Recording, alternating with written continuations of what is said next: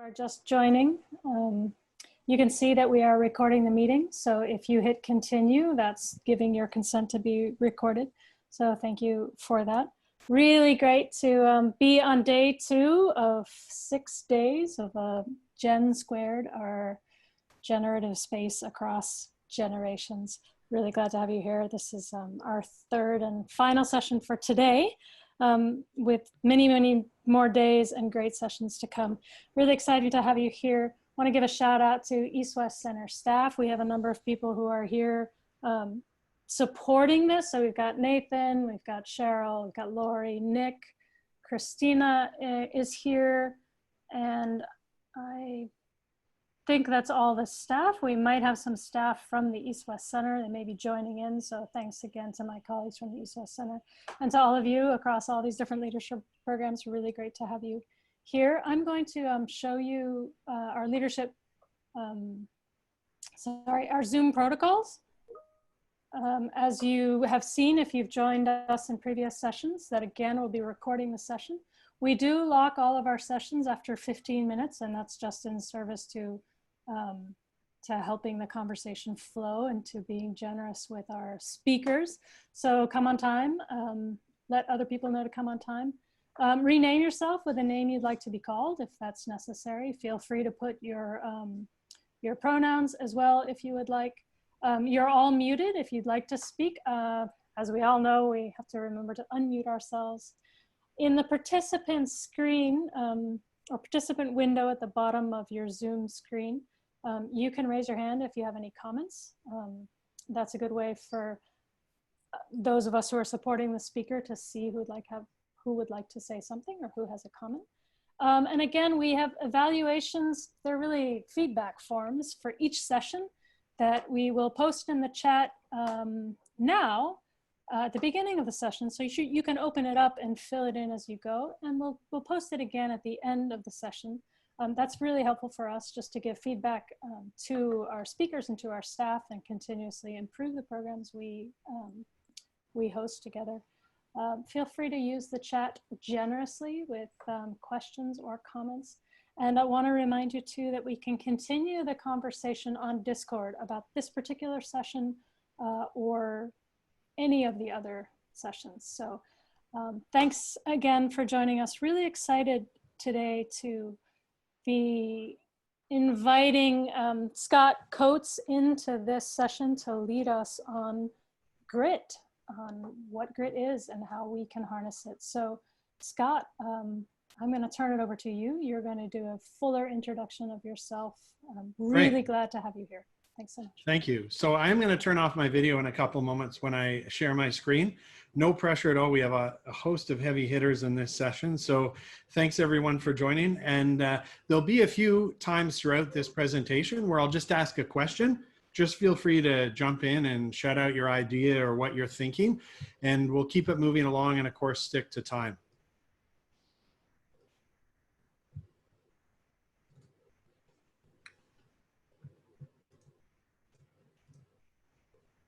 Okay, so can we all see my screen there?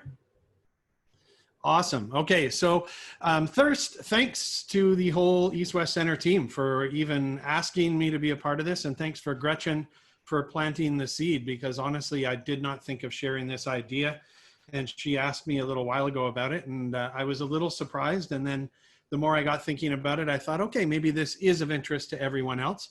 A lot of the base of this comes from a training I did with a gentleman named Martin Abignon, who worked with me most recently at EXO Travel, and he's on this session, and I've sort of adapted it from there. But we first designed it 2 years ago and then sort of gave it a refresh. We'll have a number of videos during this session. We'll have an activity, and again, I'll ask a few questions. Just jump in with any kind of thought you have along the way, and we'll have a little review at the end.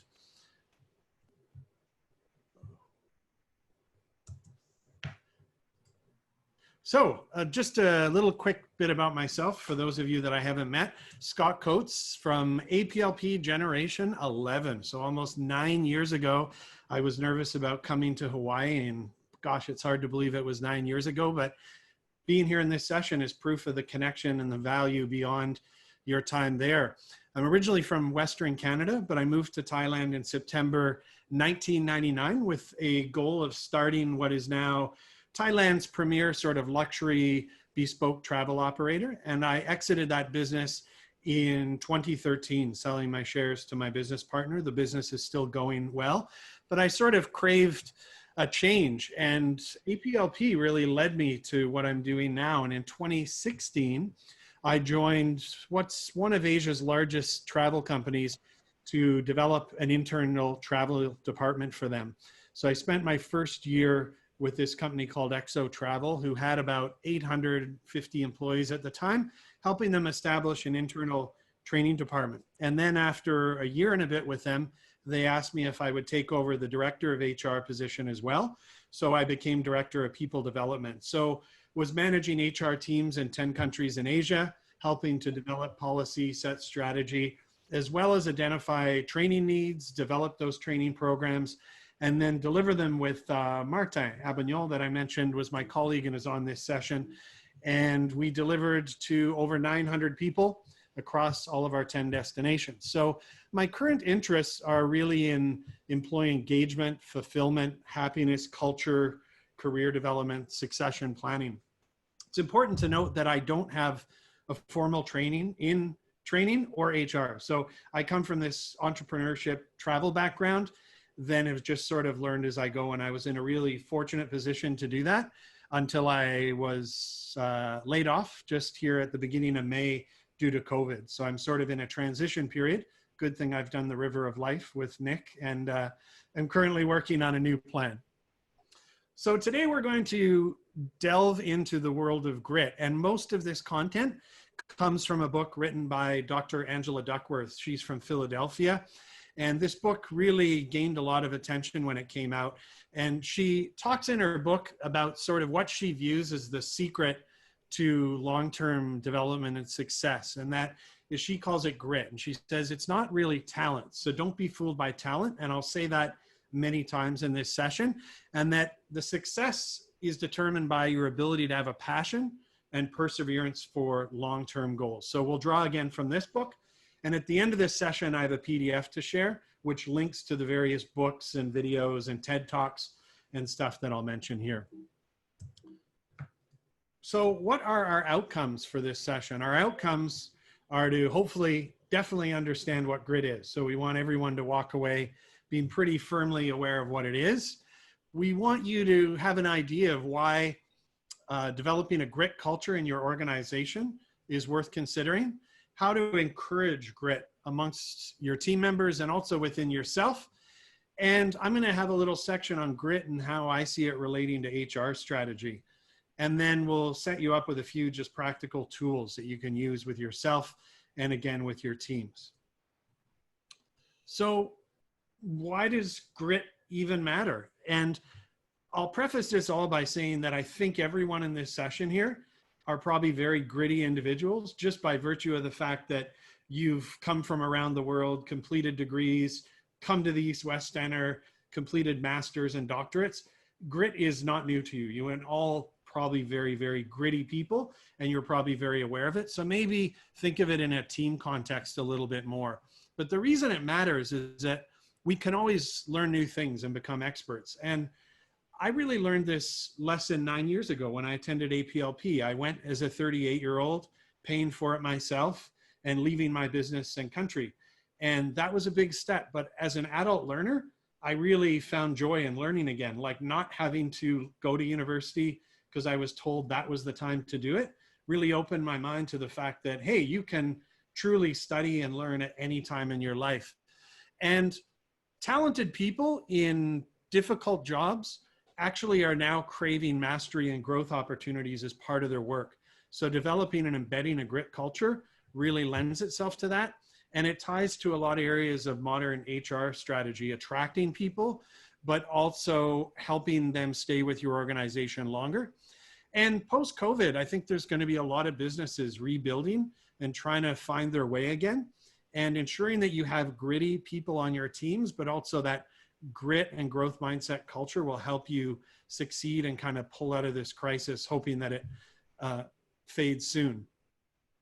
So you're all probably familiar with this nice little illustration, the iceberg illustration, but I always like to touch on it to remind ourselves that as the icebergs are, we only really see 20% of them above the surface, and that 80% of icebergs are not visible and below the surface. And I think regardless of the field of work you're in, you work pretty darn hard to hopefully make it seem like magic and that it was effortless, but it's actually grit and passion and perseverance that make all the things happen below the surface there. And it's rarely seen, but highly impacts the end result. And having grit, that passion and perseverance is key in today's high performing world. So my first quick question for you is what is grit? Anyone have an idea? What is grit? Anyone? There's no wrong answers. How much you're able to give something. How much you're able to give something. Thank you. How about one more person? I remember that reminds me of my favorite basketball player, Michael Jordan. He said, Okay. I failed over and over and over again. That's why I succeed. Awesome. Thanks, Joyce. Yeah, and I just watched that Netflix documentary about the Bulls and him. Okay, so great. Two good thoughts. What I'm going to do now is share a video. This is Dr. Angela Duckworth talking a bit about grit, what it is, and some other surrounding elements. And after the video, I'm just going to come ask you kind of what some of your impressions were of the video, okay?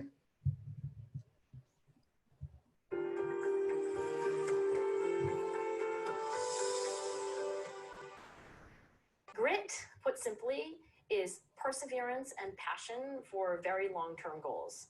To say a few more words about it, grit is really about your stamina, how consistently you're working in a certain direction, then how hard you're working in that direction. It is not about intensity. I've had young people come to me after talks and say, well, let me just tell you how gritty I am. I spent 72 hours without sleeping and I did this amazing thing. And I congratulate them, but I say, so what did you do the next week? And how many years have you been working on this? So when we assess grit by looking at people's biographies, for example, we don't necessarily look for bursts of unusual productivity or effort, but we really look for constancy of effort over time.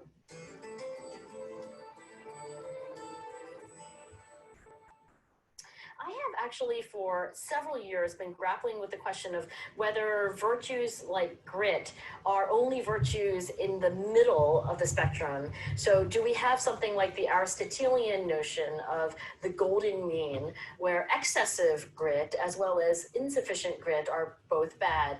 I've lately come to the opinion, and I really is an opinion because I don't have data to support this, that it's not necessarily that you can have too much grit.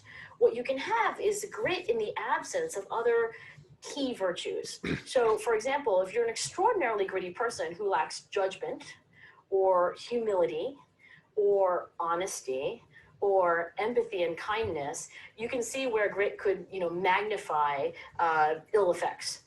But I don't necessarily think that it's the problem of being a 10 out of 10 on the grit scale.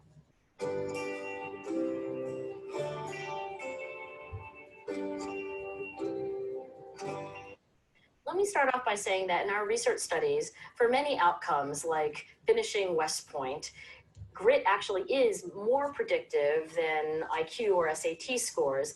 But I think the real question is not, which is more important or more predictive?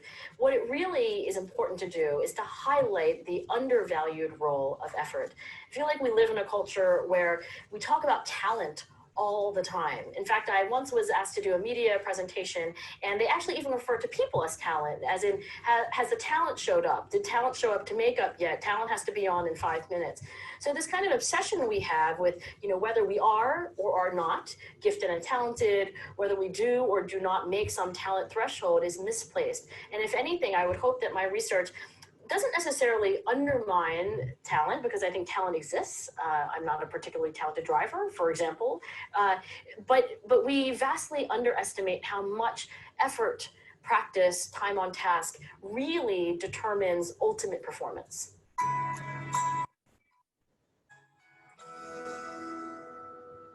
So resilience and grit, I'm often asked the question of sort of how does resilience affect grit, or is resilience the same thing as grit?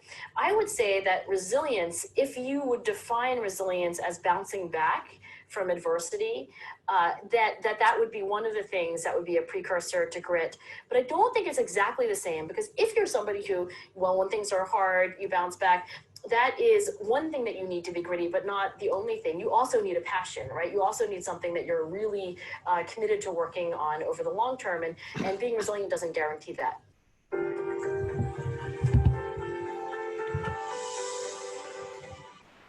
Okay, so she unpacked quite a bit there. Can you just share with me, what are a few of the standout things that you heard that really spoke to you? We need a volunteer. Persistence over time. Persistence over time. Okay, great. How about a couple more? In the chat, Esther has said constancy. Christina mentions requires passion, constancy of effort over time. Okay. Any other things that stood out to anyone? All right, great. Well, we'll come back to another video of Dr. Duckworth later.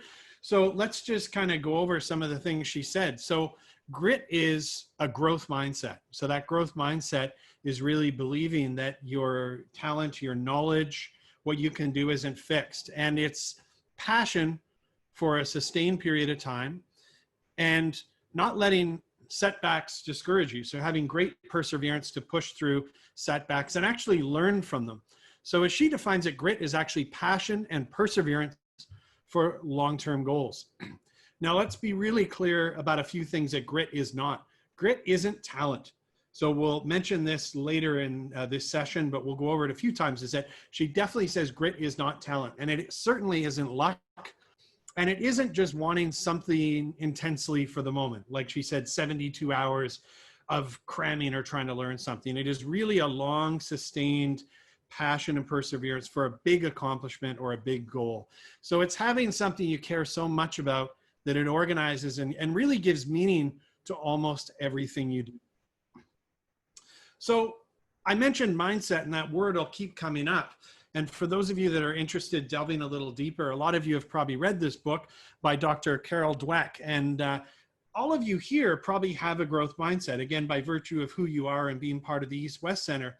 But what's important to remember is that a majority of people, according to Dr. Dweck, do not have a growth mindset. So many people, a majority again, believe inherently that they are born with a fixed kind of amount of intelligence. Their brain is set in a certain way that they can't learn new things, that they can't develop new talents, that they can't get up to a higher place in life. So if you're managing people or you're working in organizations where you're trying to create growth strategies, remember that grit is really an integral part of a growth mindset and helping people to really believe that they can learn new skills, grow, and develop. So here's a real practical example. And there's our good friend Gretchen on the screen after completing the Honolulu Marathon. So, I mean, this is a very, very basic example, but I want to make sure we all completely understand kind of what a larger grit goal is. So she has to run 42 kilometers to complete the marathon. And she's probably going to start by just trying to run 3 or 5. I know that when I started training for a half marathon, I could barely do 3. And during this process, she's going to face a lot of setbacks, and she's going to have to acquire a lot of skills. She's going to have to probably learn a lot about diet and foods and what are the best foods to eat before runs. And she's going to have to learn about training methods and injuries, how to deal with those injuries, and also how to plan her schedule and resist other things. And she'll have to start eating healthier. She's probably going to have to slow down on the beer a wee bit, or certainly not drink the night before big runs, right? Which actually, maybe you've got to say no to go to a party or go out with friends. And then maybe after 3 months, she gets up to about 18 kilometers. She's making good progress. But now her runs are taking more time and they're much longer. So she can't watch Game of Thrones anymore. And she canceled her Netflix subscription.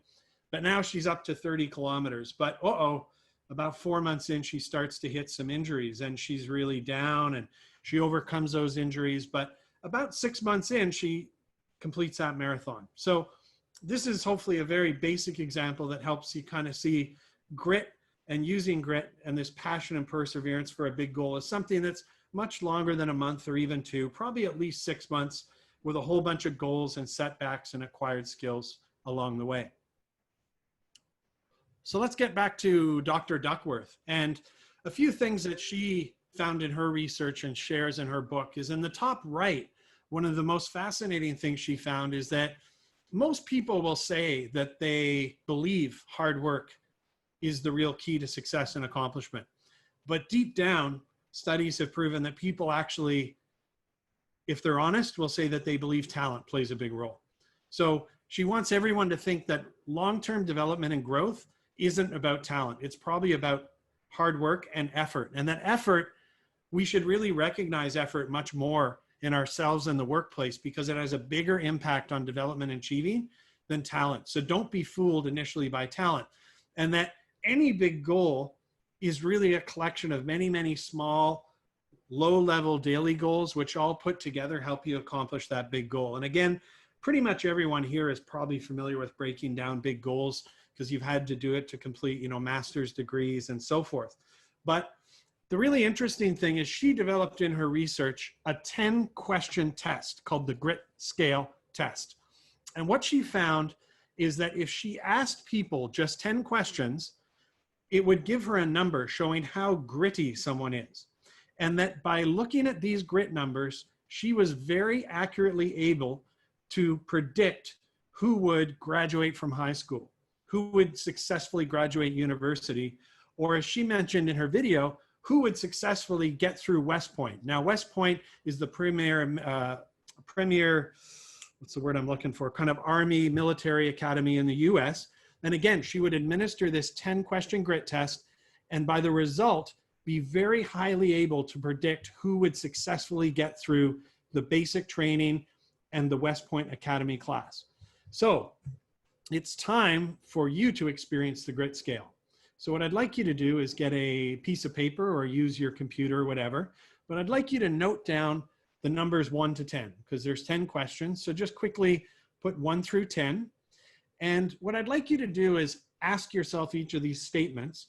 Do not overthink it. Try and answer as quickly as possible because like a lot of tests and assessments, you can absolutely get a false result on this. If you think too hard about it, you can game the system. So just go through each question and you're going to be answering based on the reaction. Like the top left or the very left one is a sad face. That means it's not like you at all. Conversely, on the very right side is very much like you.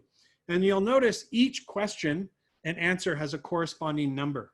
So what I want you to do is next to each question number, write down the number you selected. So for example, question 1, if I selected not much like me, that would be a 4. So just everyone go through each question and note the number that corresponds to your answer. So I'll give you a few minutes to do that. If you have any questions, just shout them out.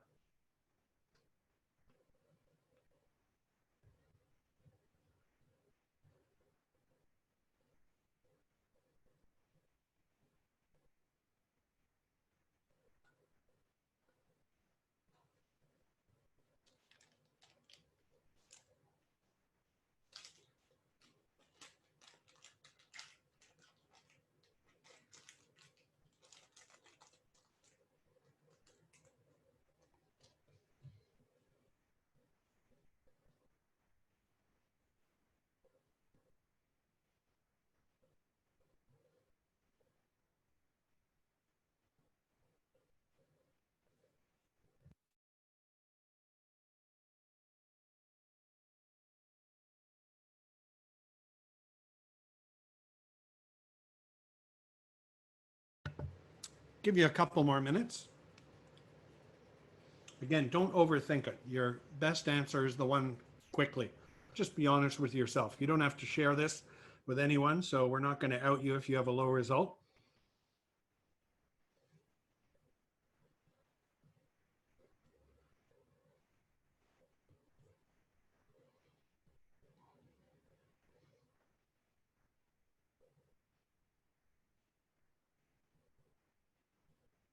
Thank you for the questions in the chat window. I'm not going to address them now, but if we have time at the end, we'll try and answer some of these with Gretchen's help. And if not, we can deal with it in Discord or privately after. So we'll give you one more minute here and then we'll move forward.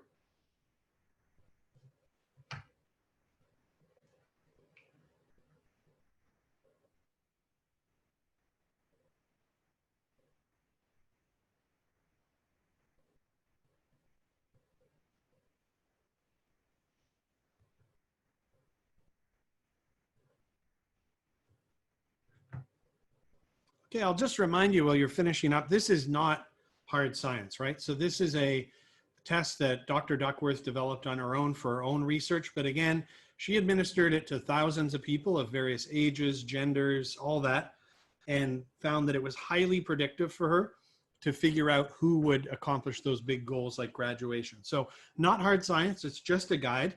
But to see your own results, what I'd like you to now do is add up all the numbers that you got. So just add up all your numbers and then divide that total by 10.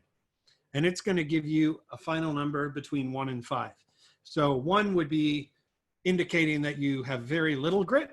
And if you scored a 5, which no one should probably get 5, but that would mean you're an incredibly gritty person. So again, add up all your numbers, divide that total by 10, and that is going to give you your grit score.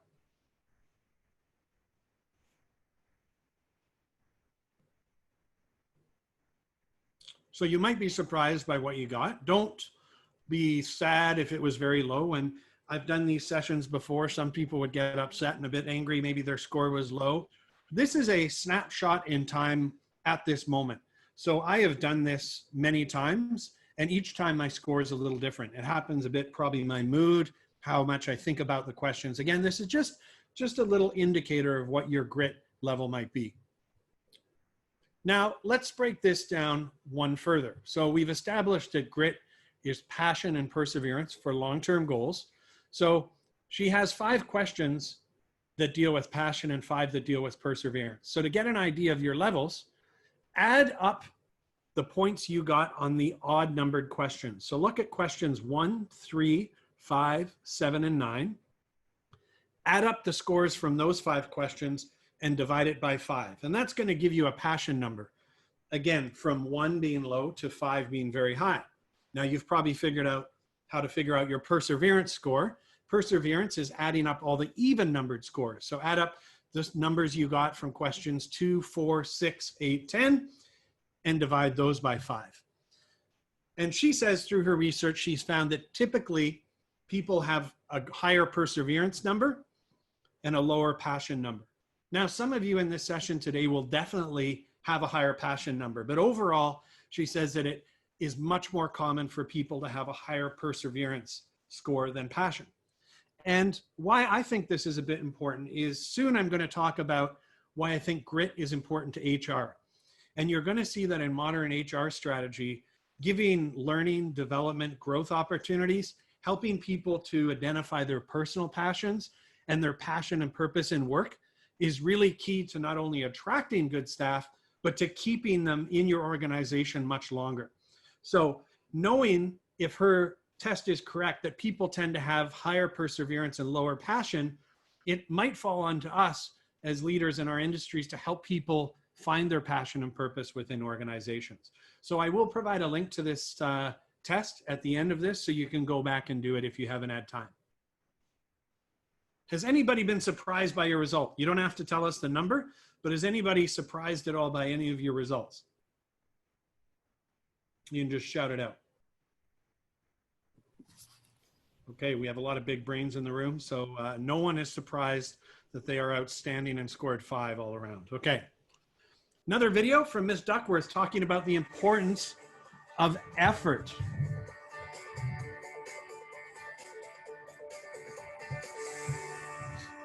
Now here is my theory of achievement all on one slide.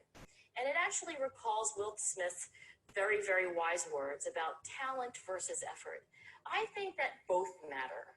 I would love to stand up here and tell you that you're all equally talented and that your children are all geniuses. But in fact, it's not true. Children sometimes learn more quickly than others, and in particular, they may have more talent for one thing, basketball, math, versus another.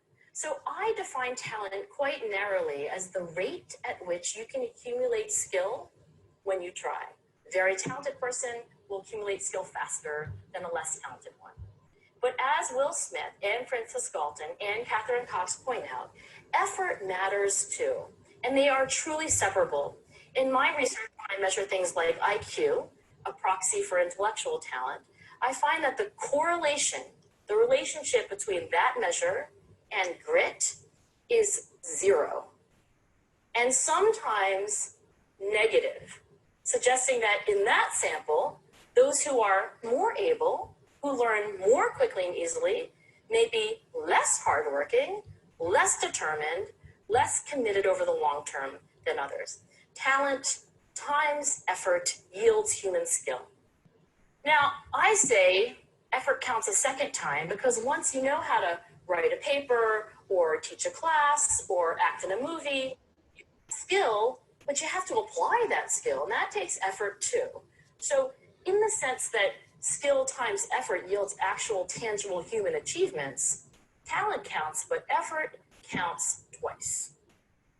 Here's the modern science of high achievement, in particular, the work of cognitive psychologist Anders Ericsson, a very close friend and colleague, and the scientist who made the 10,000 hour rule as popular and as commonplace as it is today.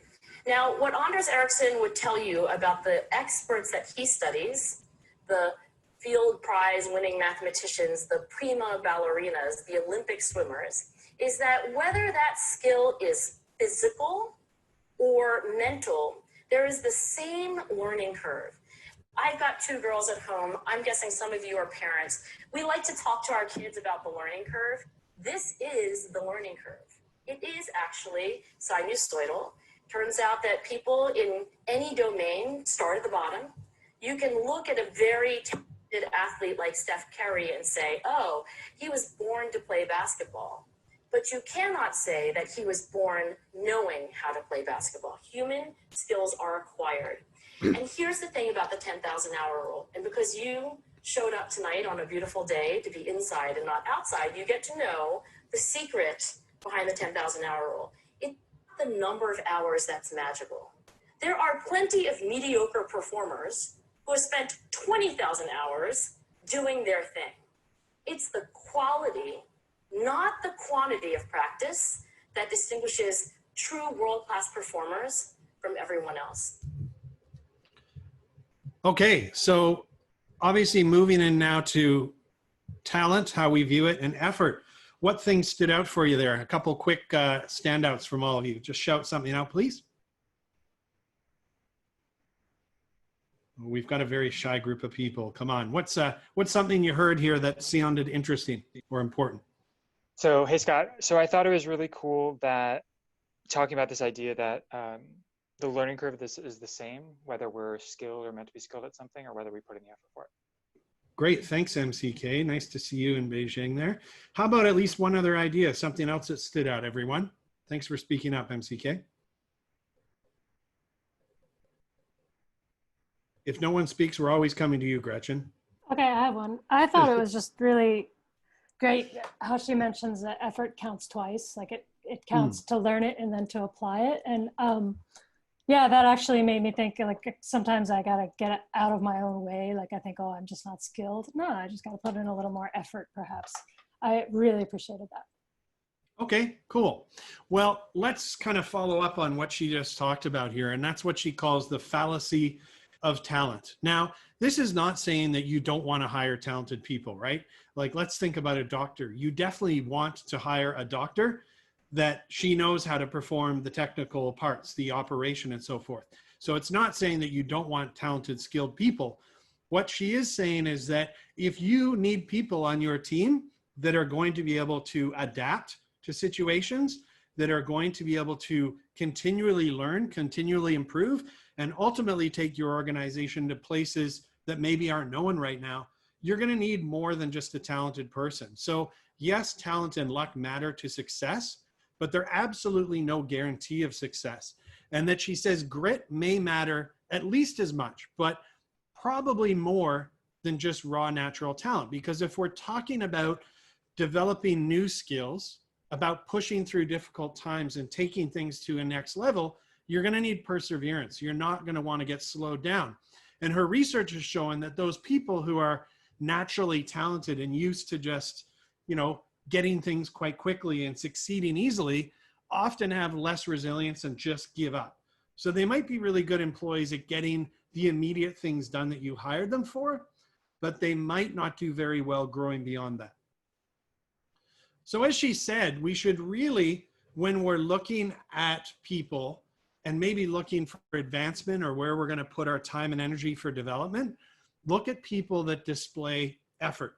So of course, when you initially hire, yes, you're looking for certain core competencies and skills we'll call talent, but then start to look at the effort level. So if someone has a talent and they apply effort to it over time, as she said, you'll get a skill.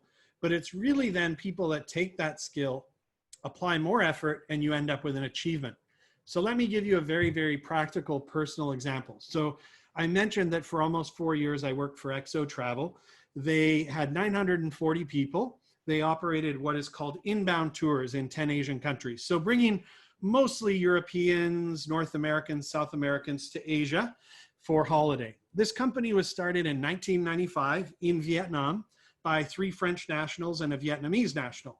So in the top left, I'm going to say their talent, or let's say their skill, was a passion for travel and new places. So they had a pretty good idea how French nationals and Europeans would want to travel Vietnam in 1995. And they took that kind of idea and skill and applied 15 years of effort to that. And at the end of 15 years, they were in 5 countries in Asia. And they had acquired a skill of providing professional travel services. Now, take that professional travel skills and apply 10 more years of effort. They've expanded to 10 Asian countries, from China and Japan all the way down to Indonesia, to become what is really Asia's best destination management company, or DMC. So again, a very simple, practical example, but they took that initial idea and talent for how Europeans might want to travel, practiced it for 15 years, had a skill of being professional travel services provider, 10 more years, and now they're the best DMC in Asia. And we're looking at actually expanding beyond Asia. But a very simple example of how effort can really count twice. So thinking of yourself as a leader or a manager, here's a real practical way you can start to instill a grit mindset and a grit culture in yourself, but your teams. And like a lot of techniques or habits, they're very simple things, but the trick is taking these things, putting them into daily practice until it becomes a habit you don't think about. But the language and way you communicate is really important. So this statement, if you were to just say to someone, hey, you're a natural, I love that, that really does not promote a growth or grit mindset at all. But if you were to say, hey, you're a learner, I love that, that you're saying the same thing in a way that really shows people you believe in growth and development. Maybe something didn't work out and you say, well, at least you tried. I mean, again, that does not promote a grit mindset or a growth mindset. So maybe you want to say, hey, that didn't work well this time. Let's have a chat and think about how we might approach it differently next time. Just a couple more examples. And, you know, changing how you speak and the language you use and the way you communicate, that's not a quick, easy fix, right? So you might want to think about some negative words and some positive words you can start to use, but you definitely don't want to probably shout out in a group meeting like, hey, great job, you're so talented. And not to not celebrate, because part of developing a winning culture is small celebration of wins, but maybe you always want to make it a little habit to celebrate, but just think like, okay, let's not be egotistical. What's one thing we could maybe do a little better or a little differently if we were to try and do this again? Or someone doesn't succeed, say, look, this is hard. Don't feel bad if you can't do it. That's really negative. But if you say, hey, don't feel bad if you can't do it yet, just that little word yet. And of course, these are going to be different words in your own native languages. But these subtle words said many times amongst groups of people in internal communications, internet postings, will slowly over time help embed a grit culture. Again, the last example, maybe this isn't your strength. Don't worry, you have other things you contribute. You might want to approach it by saying, hey, I have really high standards and I'm holding you to them because I know we can do this together. So hopefully you can see how just the language you use, whether it's a quick one-to-one acknowledgement or a posting on the company intranet or a town hall meeting, finding those danger words and avoiding them and using positive, progressive words that show that you think is possible can really start to embed that grit mindset and a culture in your organization.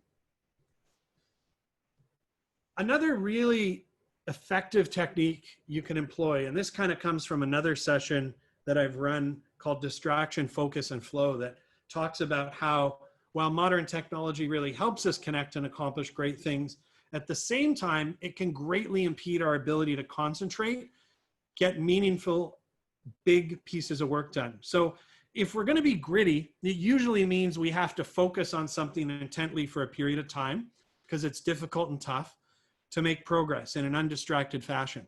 And this gentleman here, Cal Newport, is a professor at Stanford University. And his book here, Deep Work, is highly accessible, pretty quick read. But one of the techniques he suggests, which is super simple, but I've employed it for a couple of years and it's highly effective. As you can see on his little paper schedule on the right, he actually blocks out chunks of time where he works. So he says in his science is, look, every time you are distracted, it takes your brain 15 minutes to get refocused. So if you're working on an important piece of work and Gretchen sends me a Skype message and I read it, it's now going to take me 15 more minutes to get focused and into what he and other researchers call a state of flow. That's where you're so into the thing you're working on, you lose track of time. Getting into a state of flow also gives people great sense of purpose, fulfillment, and happiness. It releases dopamines. So as we get a little further in this presentation, you're going to see where these connect. He says you should shoot for a minimum of 30 minutes and a maximum of 90 minutes. The brain requires a little bit of a break. So if you can literally set yourself up, I use a Google Calendar, and when I know I'm going to work on, larger pieces of work, I set it in my calendar so I can kind of see it. I'm going to work on this for 90 minutes, put my ringer on silent, I put my phone in a drawer, and I just turn off all distractions. But this ability to focus and hopefully attain a level of flow will actually help you build grit. Now, let's shift gears a wee bit. So the last 2+ years, 2.5 years, I was also starting to think about HR and work closer into HR. And the global HR firm Mercer, in a study from about 2 years ago, looked at baby boomers, who would be my parents, Generation X, which I'd be at 46, and Generation Y, or millennials, who tend to be about 26 to 40 years old, depending on what dates of birth you use, but becoming the largest segment in today's workforce. But as you can see from the little diagram here, following the blue line, I mean, all generations really value job security, but this generation is probably going to switch jobs 15 times in their career. They're not going to be like our parents who maybe settled in for 20 years. And one of the things they value the most, you can see, is professional development opportunities in their organizations and advancement. So if in fact, what's important to this generation that is soon going to become the majority in our workforce, that they're looking when they find a job for advancement and development opportunities, you're going to need to make sure that they're gritty, but also that you develop cultures in your work that give them tools to focus better, to learn how to learn, and that they see your organization as one that values learning and grittiness. So let's tie this into another piece of work by an author named Daniel Pink. A lot of you have probably read his really great book called Drive, and it's all about what motivates high performers. So he's focusing on people that are doing those more complex jobs. And he says that if people are doing simple tasks, maybe making widgets or putting things in boxes, sheer salary and benefits is enough. But when we're talking about people solving more complex problems, one of the best ways to motivate them, once the base of salary, those basic needs are covered, is to give them 3 things. Autonomy, give them the chance to kind of do things their own way. Ensure that they have a sense of purpose about their role. Why is doing your job important? How does it tie into the larger organization? But then, just like our millennials are craving, the opportunity to master something. So he said that high performers really value and are motivated by the opportunity to master a new skill, to master a difficult task. And again, doing that is going to require that you are a gritty person, that find a passion, have the perseverance. So you're either going to need to help them develop that, or make sure it's also embedded firmly in your culture. So taking that one step further, let's quickly look at Maslow's pyramid here, kind of reorganized. Now, looking at employees, the base level, everyone wants some compensation and some benefits to remain happy. Our parents probably really fit into this category. I know my parents certainly were concerned about the bottom 2 in career. That's probably as far as my dad, working for the federal government, ever really went. He probably never even considered well-being in his job. But as you've just seen from that graph of what millennials and Generation Xers are wanting, people are now really starting to want more in a job. They're going to want to develop, but also a sense of well-being, work-life balance, remote working, like we've all suddenly been forced to do more so than before. And ultimately, having a sense of purpose, that real emotional connection to themselves, to their particular function and their organization. And that's going to require, again, a grit and a growth mindset in any organization.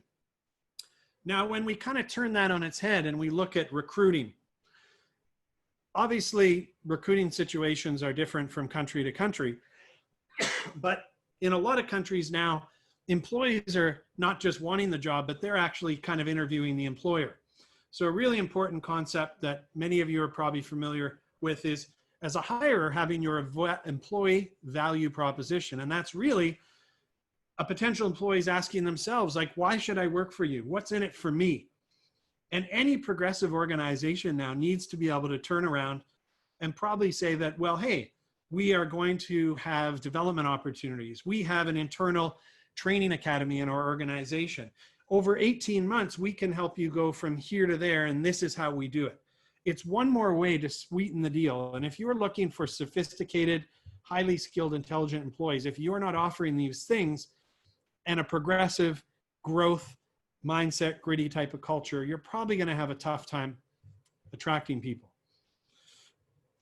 Highly complicated table here, but my last point on grit and HR.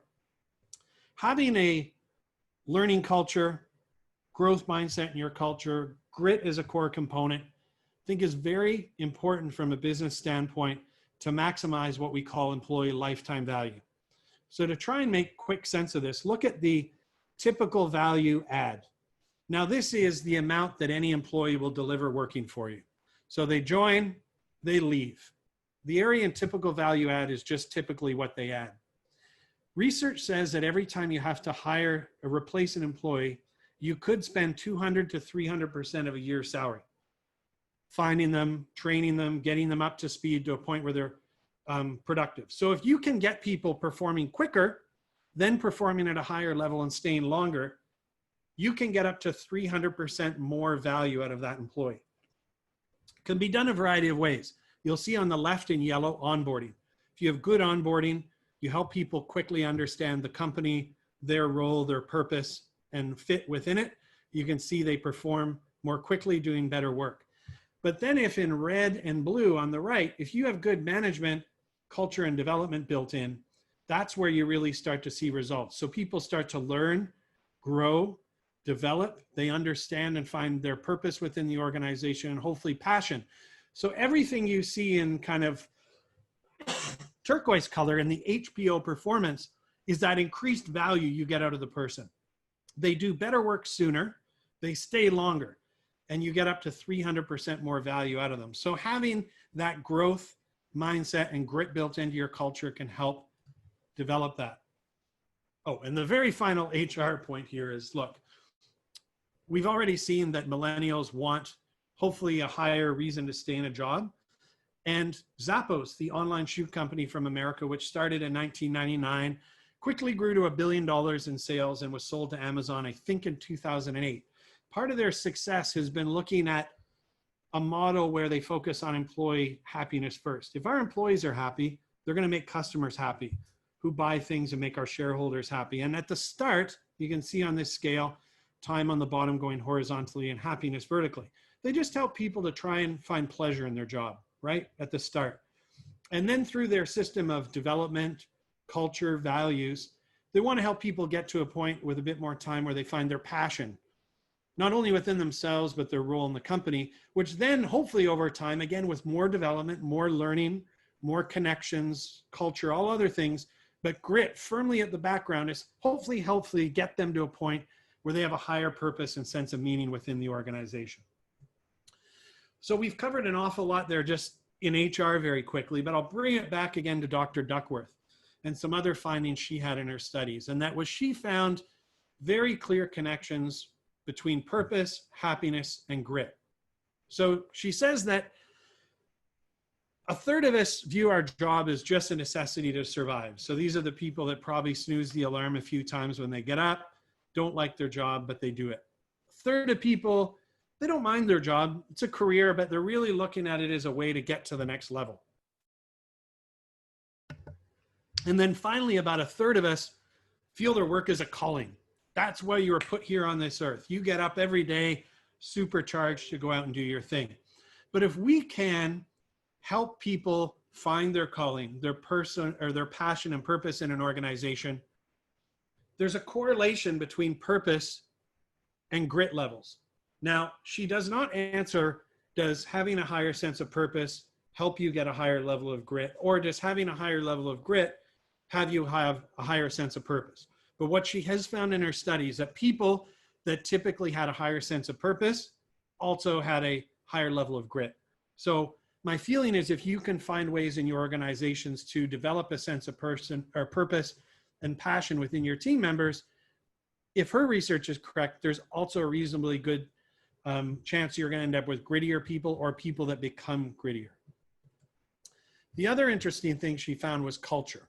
So if you want people to be grittier, you got to make it part of your culture. And this takes time. And this is a whole nother session on what's required to build strong cultures. But ultimately, for all of us here, your grit can serve as a model for others. So a very simple example was that language and communication. Over time, that begins to be something people model. So you can create what's called a social multiplier effect just by your behavior and helping to build that gritty culture. And she found that gritty people also tend to be happier. Again, she didn't indicate if satisfaction leads to you being gritty or vice versa, but throughout her studies, when she measured life satisfaction in people, she found that those people that had a high sense of satisfaction also tended to have a higher level of grit. So hopefully, if we can embed growth mindsets, gritty cultures within our organizations, you should also potentially end up with people that are overall just happier people with a higher sense of purpose as well. Excuse me. So one more little practical tool. And again, I'm going to say this is going to be really obvious to all of you because you've achieved big things. And just by the nature of this group here, you know how to break big things into small pieces. But this can be really effective for a lot of people that maybe don't know how to break a big goal down into a small goal. Remembering that Dr. Dweck found that a majority of people have a set mindset, a fixed mindset, and don't think they can learn new things. But low-level goals are those that are just a means to an end. Like, I'm going to get up and go to work to get paid. But then you have your mid-level goals, which are a little more complex. Maybe, okay, I've got to increase sales by 10% to get my bonus this quarter. But then if we're talking about complex work, the big things that matter, the big changes in our organizations and in ourselves, these are the things like Gretchen's marathon that are going to take 6 months, a year, 2 years. And you got to break these down to make them less intimidating, or at least for people that are still learning how to build grittiness into themselves. And if you have big yearly goals in an organization, be sure to tie it to your performance management or your KPI.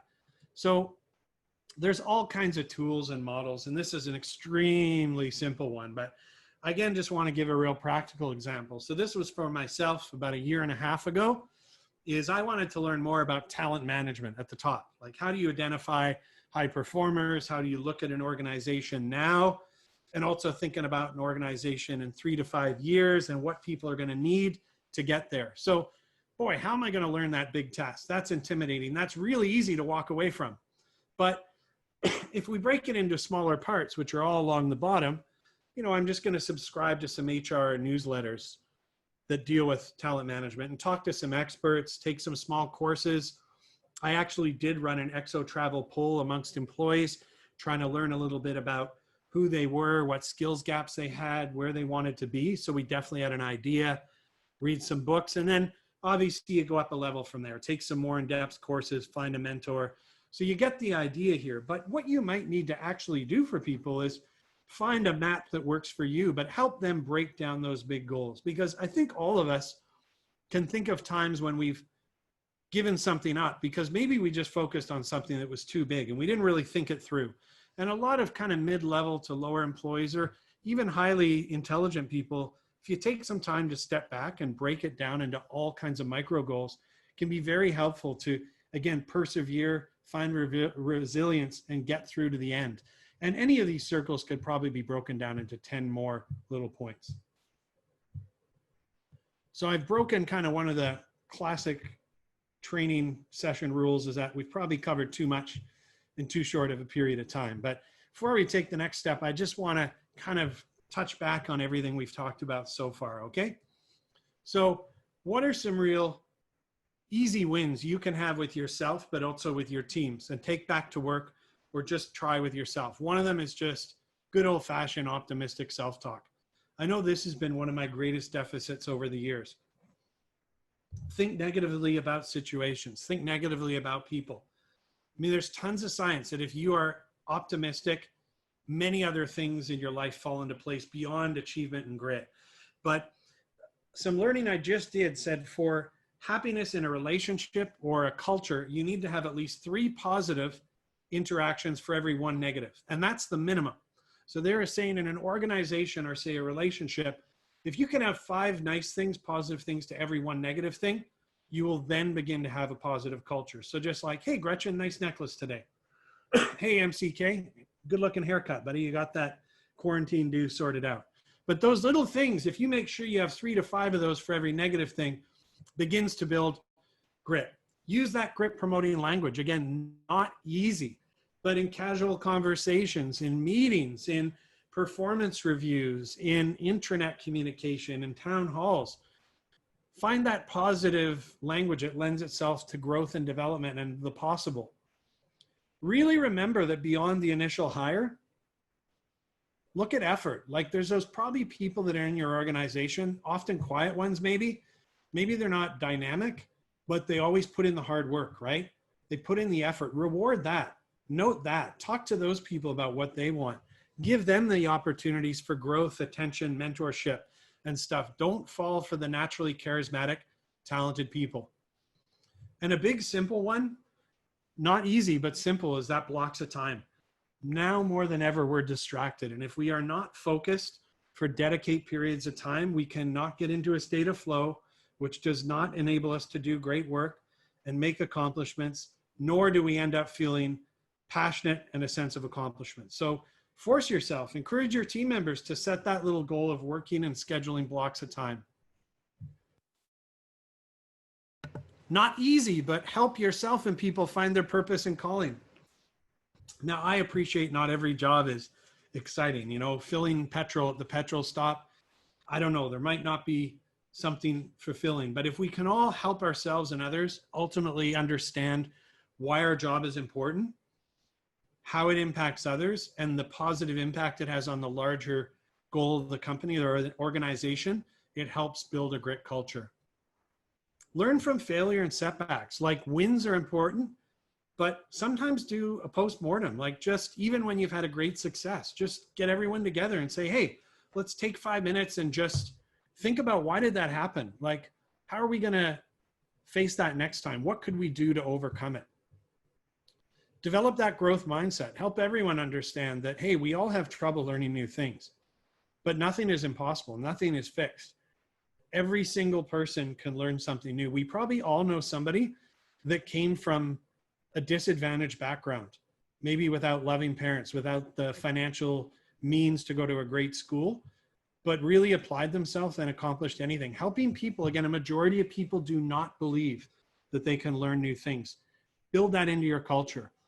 And get those stretch goals broken down into micro goals. You know, have little sessions. Maybe you volunteer a session. Don't assign people to come, but you say, hey, we're going to have a goal building workshop, and just invite people to come and break down goals. I've done this with everything from our CEO to brand new employees working reception. Everyone was able to pick one big goal and break it into small micro goals. It helps people persevere. And again, back to communication, not just the language, but the whole attitude with how things are framed and spoken and said and shared. Your communication over time will definitely promote a grit mindset and into your culture. And then those growth plans, like those big goals you have for yourself and other people, apply them into KPIs, your measurement and performance systems throughout your year at work. And then share that grit test with some of your people. I mean, again, share with them, it's not hard science, a little bit of background, but there's an online link I'll share with you. People can do it in their private moment. And there's other versions of it, 15 question versions, 18 question versions. But use it as a little tool to just, when you're explaining the concept of grit, to then help people see it within themselves and then take it a couple times a year. All right, so we've covered an awful lot of ground. That's kind of the end of the hard content. Is rather than a review, you all probably know that the key to learning is taking a bit of time at the end of any session, usually 5 to 10 minutes, to just think about what you just covered. So instead of me doing that, I want everyone, we're going to bust you into triads, groups of 3, into breakout rooms for about 7 minutes. And I just want you to think, what's one thing, just one thing from today that you can apply and use yourself or within your workplace and teams to begin to promote and develop a grit culture, all right? So just think, what's one thing today that you can employ personally or share and use with your teams to build grit? So we're gonna separate out for 7 minutes. We're gonna come back and I'd like to hear just a few people share what resonated with you. So good luck, everyone. Okay, great. It'll take us a few minutes to get you into breakout rooms. As soon as you see the invite, feel free to move yourself into the room, and we will also move you back when it's time. Thanks, everyone. There's a few people who have not moved over to the chat room. Do you need that link? Development plan. But just having development plans builds grit into your culture. So the next thing I want to share with you, we're almost done here, is there's a slight tie into grit, but truthfully, I really like this video. I didn't mention that I live in Bangkok, so I'm in Bangkok now. And the last few months have been incredibly challenging for all of us around the world. And beyond, I mean, the horrible fact of the sheer casualty numbers, which crossed 500,000 today, I think the positive for me has been the connection. And these sessions at the East-West Center has done. I mean, how neat that we're suddenly connecting over the last couple months from all over the world, and we're now sharing our knowledge with one another. And I really hope that one of the outcomes of this horrible virus is that we all gain a bit more appreciation for connecting with others and realizing that little actions we take can have a big and positive impact on others, and that we're all in the same boat together. So I'm going to share a little video for you that was made here in Thailand, but I think it illustrates that point really well.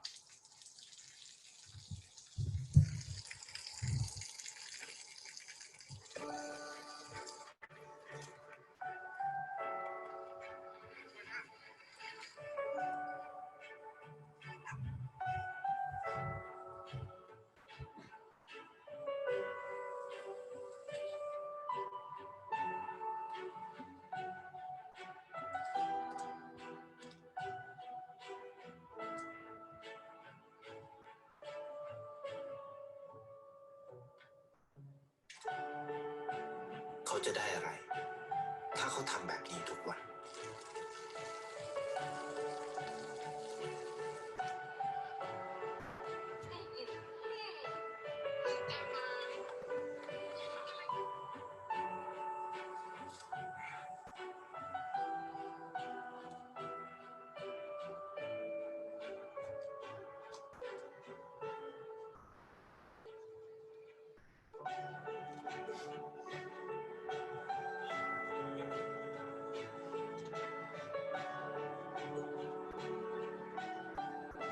เขาจะไม่ได้อะไรเลยไม่ได้รวยขึ้นไม่ได้ออกทีวีไม่มีใครรู้จักไม่ได้มีชื่อเสียงที่มากขึ้น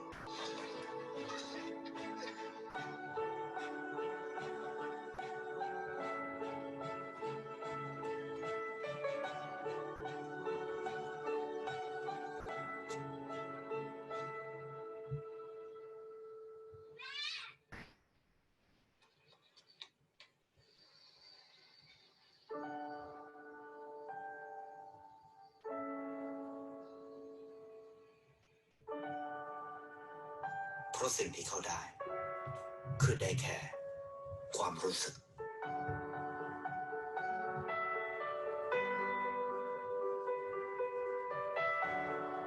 ได้เห็นความสุข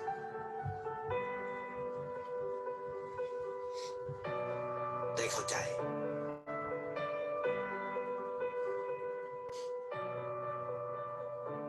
ได้ความรักได้ในสิ่งที่เงินซื้อไม่ได้ได้โลกที่สวยงามกว่าเดิม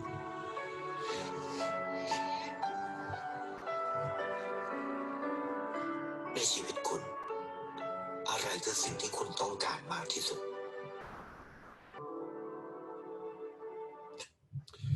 Okay, so a little bit of a sad ender, but hopefully an inspiring one. Everyone hang in there wherever you are in the world, and be sure to do that one random act of kindness every day. Can have a big impact. So what you see on your screen here is being shared in the chat window. It's also a PDF on the Discord channel.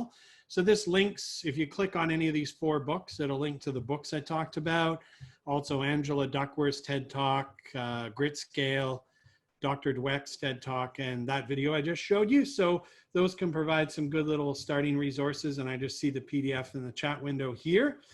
So that brings us to the end of this, and thank you so much, everyone. I'm going to turn my video back on for giving your time to join here today, and thank you to Gretchen and Christina and all the rest of the East West Center team for asking me to be a part of this and for linking up with all of you. So I saw one question in the chat that I will address here. Kiko asked, I believe was kind of how do you find your passion?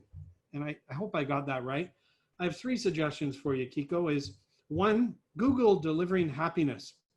It's a culture values consultancy, and they have a lot of self-tests and things online that can help you. Also, there's a site called Mind Tools. If you Google Mind Tools Personal Development Plan, you can find a free download for one. And another one, if you were part of APLP, is running through that personal values exercise or finding another one. Identify your own personal values. Make sure you really are in tune with what are your personal values, and then look at your company's values and try and find ways to make connections between a couple of those. Can bring a higher sense of purpose to what you're doing. Or when you go to look for that next job, think about what your values are and see, does the next company you're going to work for have ones that you can tie to or align to yours? Any other questions before we break this up? Going once, going twice. All right, great. Well, hopefully we've all gotten a little bit insight. I know I enjoyed it. Thank you again. And we ended early, which is another training win. So ending early. So again, take care. Thank you, everyone. I look forward to your sessions. Much mahalo, and over and out from Bangkok. Thank you very much. Scott, thank you so much on behalf of East West Center team and everyone who's able to participate today. It was such a great session, and really glad that you spent some time with us. I learned a ton, and yeah, so lovely to have all the participants here. And again, Scott, your knowledge, there's a lot to share there. Glad you took some time to do so. Thank you for making it happen. Let's get a picture. So stay on the line since we have a few more minutes. I am going to get everyone here. Gretchen, can you remind them about the evaluation? Yes, Ken. So in 3, 2, 1. Perfect, done. And then we do appreciate giving feedback on this session. It's a really simple form. I created it. It's just like 2 things you liked, 1 thing you wish. It's really helpful for Scott. It's really helpful for us. There's a link in the chat window. Take a moment to do that now. We really, really appreciate it. And yeah, great. You can unmute yourselves. We can all say goodbye. It's nice to hear people's voices if you're able to speak where you are. If not, Thank you so much. Thank you. Thank you. Thanks, everyone. Nice to see you you, all. everyone. Bye. Gretchen. Bye. Thank you. Bye.